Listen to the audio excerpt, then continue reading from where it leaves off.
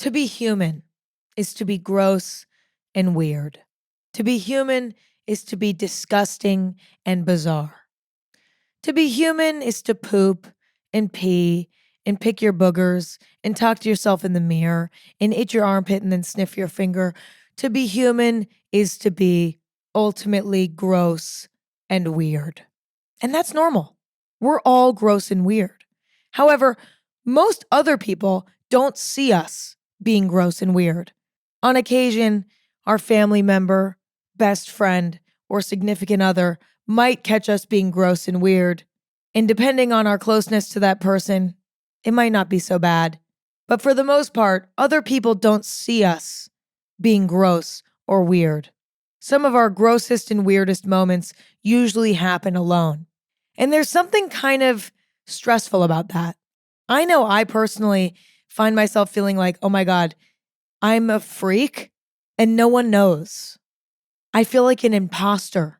I'm putting off this facade to the world that I'm cool, I'm cute, I'm clean. Actually, nobody thinks I'm clean, and nobody has since I was a teenager.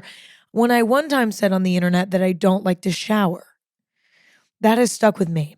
And people have thought of me as unhygienic for the remainder of my career.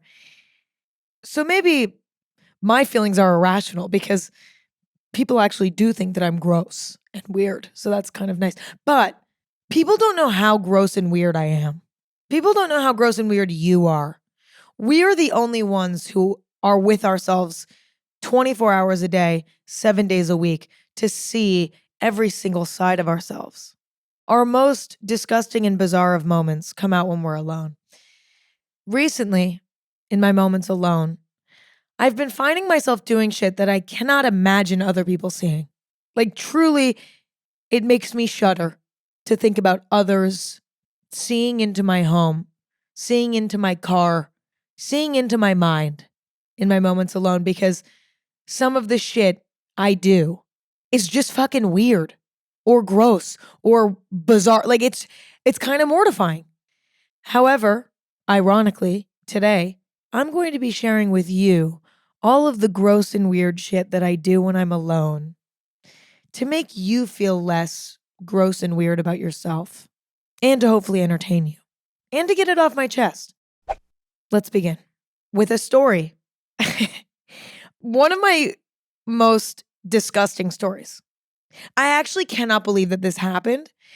And please refrain from harsh judgment because this story is hard to fathom and it's a little weird. So just bear with me here. So I was sitting at my desk in my office working on my computer one evening around 5 p.m. Sun was going down. It was getting dark. I was like, ugh. I was sitting there at my desk working and I was starting to get a little bit distracted, as I do sometimes after working for a few hours. And I noticed that I had a weird taste in my mouth. I think I have a tonsil stone. I get tonsil stones every once in a while. If you don't know what a tonsil stone is, let me educate you. This is a little bit disgusting, I'm warning you. So bear with me. Tonsil stones are small, hard lumps that form in the tonsils. They're made of food debris, bacteria, fungi, and minerals like calcium. Tonsil stones are caused by debris trapped in the tonsillar crypts, which calcifies. This can often be food, although bacteria, fungi, and mucus can also form tonsil stones. They can also form due to allergies when you have an upper respiratory tract infection like the flu, common cold, or postnasal drip. I personally get tonsil stones in my left tonsil because, number one, I have very bad seasonal allergies and postnasal drip. It's mucus issues. In addition to that, from inspecting my left tonsil, I have a lot of folds and creases and crevices in my left tonsil that basically are begging for things to get caught within the folds of it, right? So I have very good dental hygiene, oral hygiene. I brush my teeth twice a day.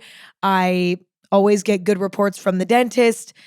It's not that. It is that I have allergies and a particularly folded, increased left tonsil. Now, the first time I got a tonsil stone was traumatic for me. I had no idea what the taste in my mouth was because this is disgusting, but tonsil stones, you can kind of tell that they're there. You can't feel them unless they're really big, but mine never get that big. You can taste them.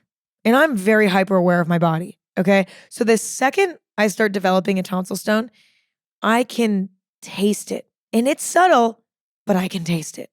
And the taste of it comes in waves. It's disgusting. And I've asked people in my life, boyfriends, my parents, like, hey, can you smell this on my breath? It's disgusting. I know, I'm sorry. And all of them have so far said no. And I know that one of them would at least be honest. All of those people, those are people in my life that are not yes men. Okay? Yes women. If we're talking about my mom, they would tell me. So luckily, my tonsil stones are not severe enough to cause social issues, but to me, they're disgusting. Okay?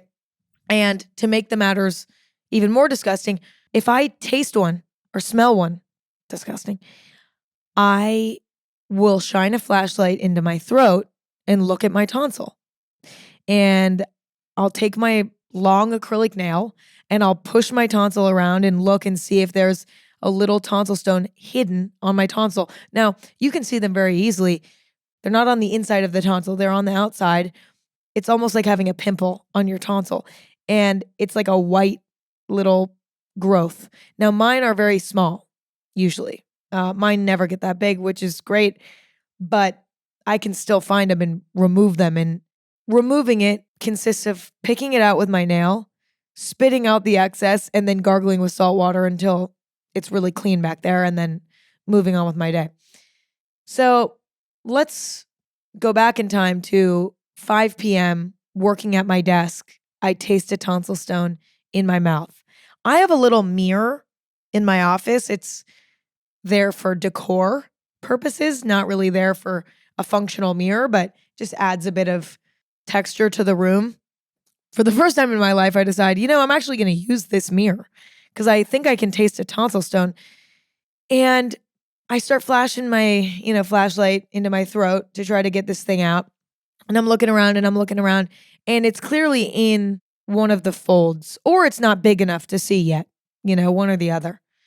So I'm like really digging in there. And I will say, I have a pretty good gag reflex, like not to be weird, but like I can really dig my finger back there and like get in there. You know what I mean? And I'll gag a little bit, but like I'm pretty good. I have a good tolerance for that. So I'm really getting in there. My eyes are watering. Like it's getting intense. Okay. Like I'm really digging and really making myself gag, but I was like, I need to find this thing. It's like really bothering me. And honestly, I was also kind of procrastinating. I was like, I don't really want to be working right now on my computer. I'd much rather be doing something else. So let me just like spend an hour trying to get out this tonsil stone that I can't even find, apparently. All of a sudden, the unthinkable happens. The unthinkable happens. I projectile vomit, I kid you not, onto the floor.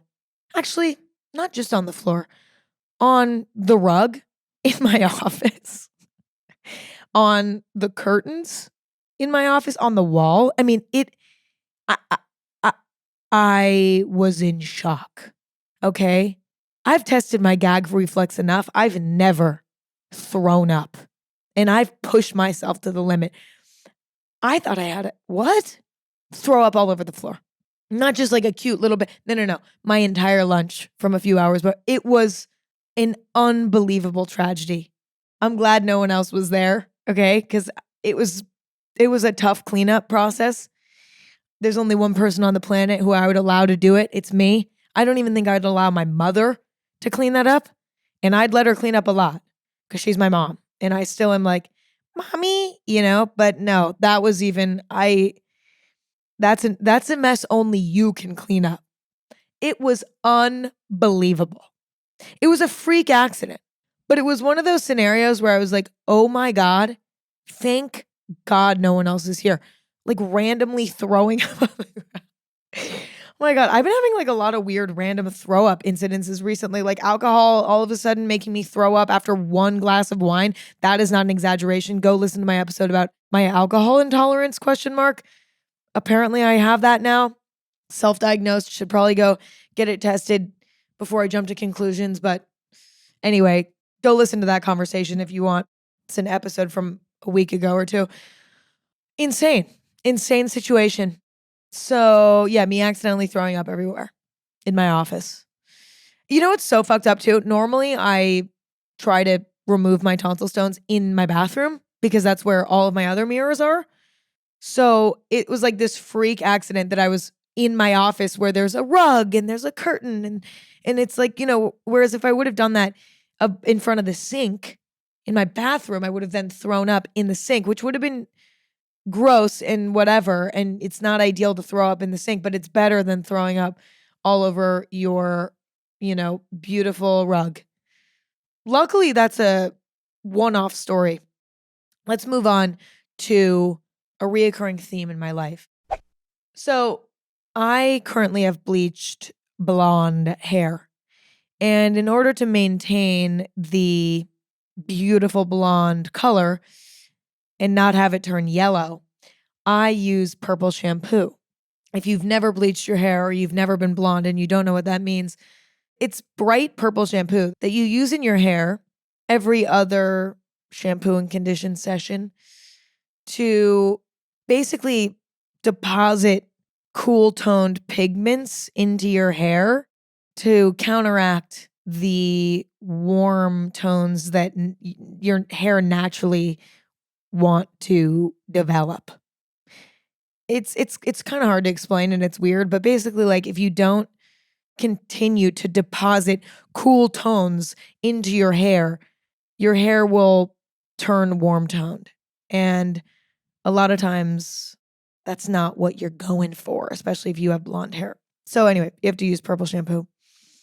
And the catch is with purple shampoo and conditioner is that you need it to sit on your hair for anywhere from 2 to 5 minutes, right? So every few showers, I am left with 5 minutes to kill. And a lot of times I don't want to shave my legs. So you want to know what I do? I lay on the ground. I just lay on the ground in my shower. And I know that this sounds somewhat normal, but like I need you to imagine me like I'm so lazy that instead of just kind of standing there like a normal person waiting the 5 minutes, I cannot bear that. I have to lay on the ground. And so I'm laying flat on the ground in the shower. And usually when I get down there, I get really cold. So then I'm adjusting the temperature every like 5 to 10 seconds for the next, at least for a minute out of that, trying to get the temperature comfortable. Then my legs will start to get cold. So then I'll like lay down with my legs crunched in. And so the water's hitting my legs. And then I'll realize like, oh, fuck, like I think my hair is getting wet and I don't want my purple shampoo and conditioner to wash out. So then I'm like kind of like putting my hands under my head in the shower. Then like my tailbone and back start to hurt because I'm like laying on the ground. So then I'll like try to sit, but then my hair's getting wet. So then I lay down again and then I'm like laying on my side. And then I'm like, what am I even doing? Like, I should probably just stand up. Then I stand up again. Then I'm like, I don't want to stand up. I still have like 2 more minutes. So then I sit back down. Then I lay back down. Like, if somebody were to sit there and watch me try to kill 5 minutes in the shower, it is a catastrophe. I need to figure out something to do. Like, I either need to get like a shower mat so that I can lay down comfortably in the shower, or I need to get like a shower chair or something. It sounds ridiculous, but my current routine is clearly not working. And it looks fucking weird. I know it looks weird. It might not sound that weird, but if you were to be sitting there and watching me, you'd be like, she is a fucking freak. She's like changing the temperature. She can't get it right. She's like moving every 10 to 15 seconds. Like, just fucking choose a position, you know? Speaking of lying down in the shower and it being kind of unusual, I also will lie down in random, unexpected areas of my house. Like, I'll be in my closet getting dressed and I'll be like, I'm tired. And I'll sit down in my closet that has, some carpet in there and I'll lay on the floor in silence for like 5 minutes. Or like the other day, I was in a kind of an emotional mood, which I hadn't been in a while. And I was feeling sort of sentimental, which is something that happens, sometimes when I'm alone. And I was standing by my dining room table and I saw my little kitty walking up to me, Declan, my little orange kitty, the boy, my little boy kitty. He's walking up towards me and I sit on the ground and then I lay on the ground and I call him over to me and I make my little kitty lay with me on the ground for like 5 minutes. I'm crying. I start crying for some reason. Again, if somebody fucking watched this, I think it would be a little bit unusual. Like I'm pretending to be a normal human. Everything is as usual. I'm in my garage. Okay, another example. I'm in my garage organizing my garage. My garage has a lot of junk in it and mainly stuff that I'm sent, which I've talked about this briefly before, but like you'll hear a lot of people say this once they are in the public eye or they're any sort of public figure. The second you become a public figure, you just start getting sent stuff. And I'm even guilty of this myself. Like I have a brand, I've worked with brands, I've created products, and I've sent them to, other public figures. Like I'm guilty, right? Of doing this myself. But you end up just having a lot of stuff. So I have just a garage filled with a lot of stuff and a lot of it ends up getting donated.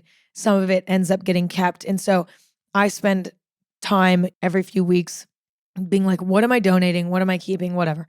And sometimes I'll be doing that and I'll decide all of a sudden, you know what? I'm going to lay down on the cold cement floor, dusty cold cement floor of my garage. I'm just going to lay down in the middle. Like imagine me, close your eyes and imagine me in my garage. You don't know what my garage looks like, but just imagine me in a garage with a bunch of stuff in it, boxes, all this stuff. Imagine me just working away as normal. Nothing too weird. And then all of a sudden just laying down on the ground. You'd think I was possessed by something. It's very odd. It's very odd to see. But I do it and don't even think about it. So, yeah, moving on. Another weird thing I do is I feel like what I wear around the house is kind of weird. For one, I have these orange shorts. Okay, they're a rusty orange pair of sweat shorts from Aritzia. They're like a size larger than what I would normally order, right? But they fit perfect. Like they're the most comfortable. They're like a little baggy. They're a little baggy in the butt, right? Like they don't fit properly. Okay, that's what I mean by they're like not the right size. Like they look a little off because it looks like I'm wearing a diaper. I wear these shorts 99% of the time that I'm at home. Like right now, I'm not wearing them because it's very cold in my house because I like my house to be cold. And during the winter, I just like won't turn the heater on. I'll just let it be like fucking 60 degrees in my house, 50 degrees in my house because I like it, which is another weird thing I do, which is like keep my house really cold and then walk around with a robe on and then with a blanket around my shoulders and then with a heating pad. And then it's like really weird. It's like I'm walking around like a fucking snowball because I don't know why I like that, but I do. Anyway, back to the orange shorts. Like I am constantly wearing these orange shorts. It's really hard to even get to wash them because I'm usually wearing them while, the laundry is being done. It's just, I sleep in them every night. For guys that date me, I'm always thinking about it. I'm like, I wonder if they wish that they had a girlfriend that like at night would like put on like cute little silk pajamas and like, their butt looks all cute in it and like maybe like a little shoulders popping out. Ooh, a little shoulder. Oh my God, so sexy, so smoldering. And like the hair is looking so like I am wearing my fucking orange shorts and at my like sexiest, if you will, like a fucking Brandy Melville tank top from like 6 years ago that just for some reason is like the perfect softness that I can't get rid of it. Like it just, I will never get rid of it. There's something about it, like that is, and it's just nothing fits right. If I look, it's not cute. It's not flattering. It's a mess, but that is what I have to wear at home. And I work from home a lot and I work in this outfit. Okay. This is what I work in because It allows me to focus and feel comfortable, you know? But if you saw me walking around, I look horrible. There's like a few little cozy outfits I have for at home that are cute. You know, I have like two sort of at home when it's really cold, sort of sweat sets, like whatever that I can wear around the house. And I wear those sometimes and I look put together when I wear those. But for the most part, 90, let's say 95% of the time, I'm wearing those orange fucking shorts and some sort of really worn in, about to fucking disintegrate t shirt. Or like, again, at my sexiest, a 6-year-old Brandy Melville tank top. It's not that weird, but it does feel a bit weird. It's like, girl, do you have it? Why are you wearing the orange shorts again? Like, it's weird. It's like, it's very odd. I don't know. Maybe it's not odd. Something a bit more odd than the orange shorts and bundling up in like 15 layers around the house in a way that makes no logical sense would be some of the shit I do in the mirror. Like I'll like get out of the shower. Okay, now it sounds like, oh my God, it sounds like this is going in a weird direction. I'm not talking about I have to see my butthole. Like that's not what I'm about to say. Although every once in a while you have to do that just to see like what's going on in there. But that's not where I was going with this. Like, let's say I'm like doing my makeup or something, right? Or I'm getting dressed for the day and I'm looking in a mirror, you know, whatever. Sometimes I will suddenly become entranced, but not like by myself in some sort of like self love way, like, wow, what a beautiful woman. That unfortunately doesn't happen for me, but I'll become like distracted, like, huh, how am I like perceived by others? What do I look like? I'll almost pose for a photo in the mirror. Like I will like look at what I look like when I'm like posing in certain ways or like what I look like from different angles. And I do that frequently. Like I don't even know why or like how it starts, but I will say something interesting about it, even though it looks fucking weird. Like when I'm looking in the mirror, it's almost like I'm practicing posing in the mirror. Okay. Which is not completely useless for me in my life because I do photo shoots here and there. You know, I go on a red carpet here and there. Not as much recently because I'm not I'm not loving the vibe. Not loving the vibe of a red carpet right now. It just does not sound ultimately fulfilling for me. So not recently, but I've had years there where I've gone to many red carpets and there's something helpful about understanding the connection between your body movement and like what it looks like in the mirror. You know, there's like like it's nice to understand like, oh, if I move like this, I look like that. And it's impossible to know that unless you move around a lot in the mirror. You know, in a way it's actually been like a helpful weird thing that I do and maybe that's subconsciously why I do it because I'm trying to teach myself movement to appearance connection, you know, like make that connection. I don't know, but either way, it fucking looks weird. And I will say, I think it's made me photograph better. Like, I think I photograph better now because of this weird thing that I do. It's not like the fucking like posing in the mirror that like you see in like a music video. Some fucking hot girl like feeling herself in the mirror. It's like weirder than that. It's just a bit more unhinged. I don't know. It's just cringe. Okay, next weird thing I do. This is weird. Like some of the things I've mentioned this far, it's like, that's not that weird. This next one's pretty weird. So I have grown accustomed to a squatty potty. If you don't know what that is, it's basically this little stool like contraption that you place where your feet go when you're sitting on the toilet to elevate your feet, probably 8 inches or so off the ground, to allegedly align your colon or something in the correct position for pooping. Basically, the reason why the squatty potty was created apparently was so that your body, while sitting on the toilet, could be in the proper position to let poop come out easier. Because allegedly, sitting normally on the toilet as though you're sitting in a chair is actually not the ideal position for poop to easily come out, right? Because you got a lot of stuff going on in your lower abdomen. You got a lot of tubes and pipes and all this. And so, in order to straighten things out, I guess, not straighten things out, but like create the least amount of blockage, I guess, apparently having your knees up while you're going to the bathroom is very helpful. I agree with this. Like, I think it absolutely makes a difference. So I have squatty potties all over my house. But sometimes when I'm in public, I don't got a squatty potty. Okay. They actually do sell portable ones, but I just find it disgusting. The idea of like unfolding a squatty potty, putting it on the floor in a public bathroom, and then refolding it back up and putting it in my purse with all the bathroom bacteria on it. No thanks. So, what I will do is I've done this many times when I've pooped in a public bathroom. Kick over the mini trash can. Okay, if there's like a mini trash can, I'll kick that over and I'll put my fucking legs up on it. One time, oh my God, I'm actually remembering something hilarious. I'm so used to doing this. I have one bathroom. It's like it's right off the kitchen, right off the dining room, right off the living room. It's sort of like the communal bathroom. And then I have my own, private bathroom in my, bedroom. And so like that one obviously has a squatty potty and the whole nine. But that bathroom doesn't have a squatty potty in it just because I was like, it's the one that when guests come over, they tend to use. And I don't know, I just didn't put a squatty potty in that one. One time I went pee in that bathroom and there's no squatty potty in there, but there is a little trash can. Now I was just going pee, okay? And I was not alone, okay? My boyfriend was at my house. I pulled the little trash can over. I have my legs up. I do what I would do if I was in a public bathroom. I kicked over the just to go pee, by the way. I wasn't even pooping.